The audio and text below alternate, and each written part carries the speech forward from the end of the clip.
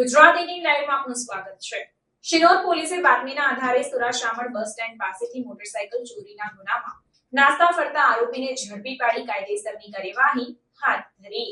મળતી માહિતી અનુસાર શિનોર પોલીસ સ્ટેશનમાં પીએસઆઈ તરીકે ફરજ બજાવતા આર મિશ્રાને બાતમીદારથી બાતમી હકીકત મળી હતી કે વાઘોડિયા પોલીસ સ્ટેશનમાં નોંધાયેલ મોટરસાયકલ ચોરીના ગુનામાં નાસ્તો ફરતો આરોપી વ્રજ ઉર્ફે શિવ સમીરભાઈ ભાટિયા સુરાશામળ ગામના બસ સ્ટેન્ડ પાસે છે।